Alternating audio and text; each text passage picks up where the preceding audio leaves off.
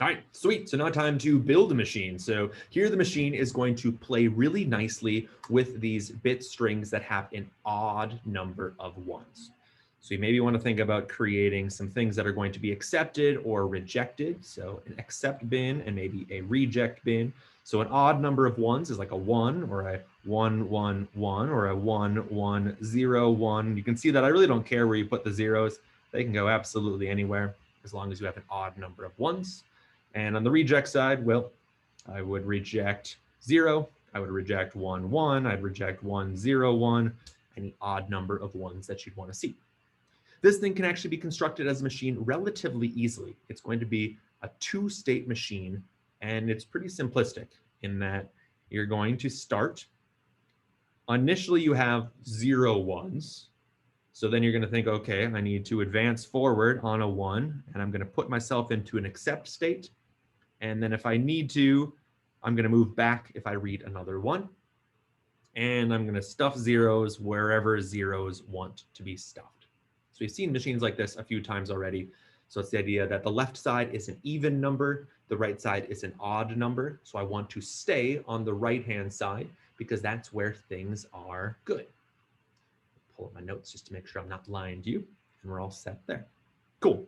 So that's it. That's all the machine does. So now what I want to do is I want to convert this thing into a regular expression.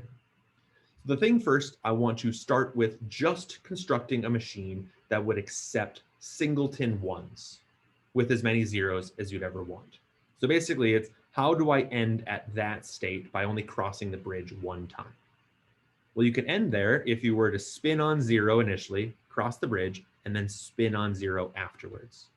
So in regular expression land, that's going to look like spin on 0, have a 1, and then spin on 0.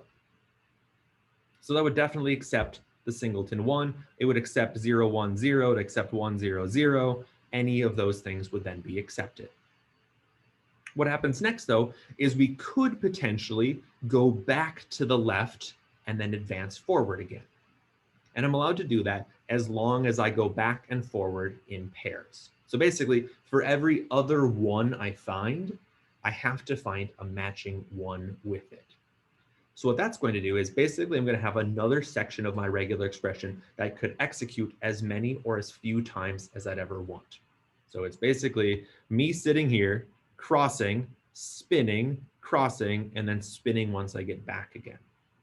So what that looks like is going to be, let's say, cross on the 1, spin on the 0, cross again on the 1, and then spin on the 0 if I would like. And I can execute that block as many or as few times as I'd ever want. So that should hopefully be alarming, like a nice little star operation. So this first part has to occur. So I have to have exactly 1, 1 coming from that first bin, and then I can have as many zeros as I want. And then if I choose to execute this purple portion, I'm going to pick up 2 extra 1s. And every time I pick it up, I'm going to pick up 2 extra 1s. So officially, when I look at something like 1, 1, 1, I'm going to pick up a 1 here, a 1 here, and a 1 here. If I were to look at something like 1, 1, 0, 1, 1, 0, 1, what's going to happen there is that first 1 is going to be picked up there. Then you're going to pick up the second 1, the third 1, the fourth 1, and the fifth 1. So that second section is going to go through a couple times. So it's a pretty cool machine. It's pretty easy to work with.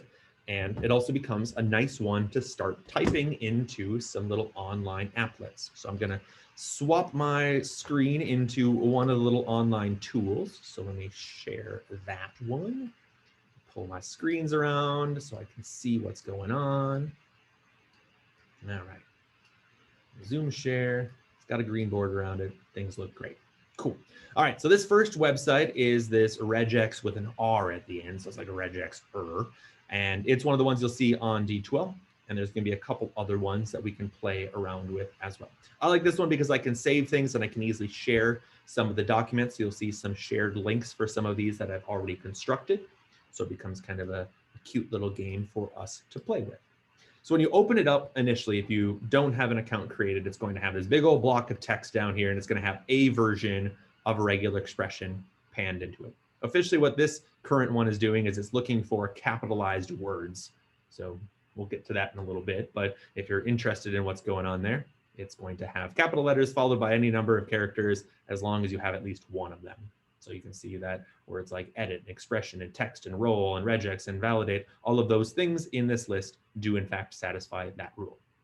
Well, that's not what we were looking at. We were looking at having an odd number of ones, which is maybe more or less interesting than that thing.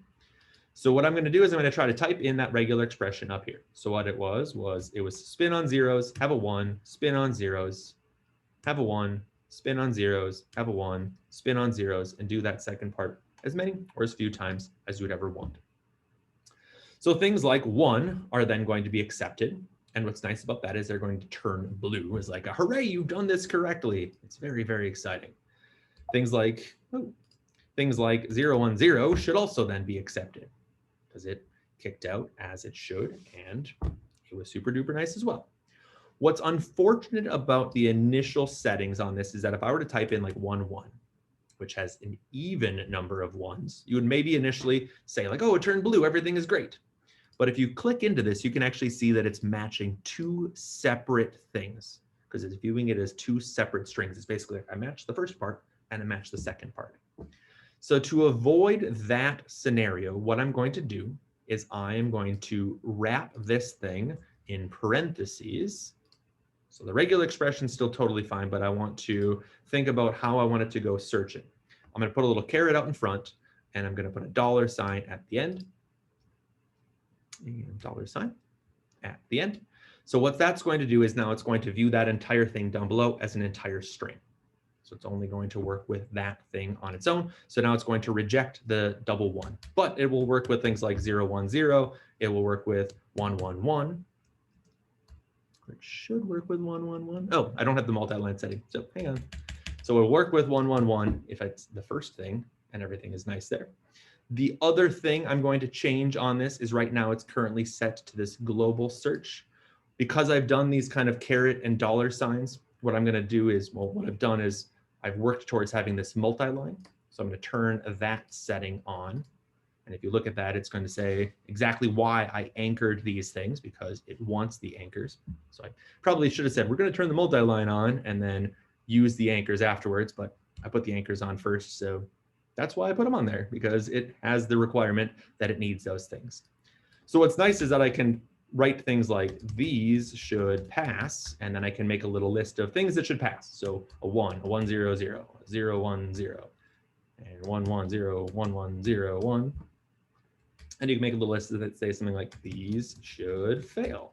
And you could have things like the single 0 or double 0 or any number of zeros or 11 or 110, any number of even things. So you get this nice organization that will have the blue things that are supposed to be blue, and then the things that are not supposed to be blue will be down there as well.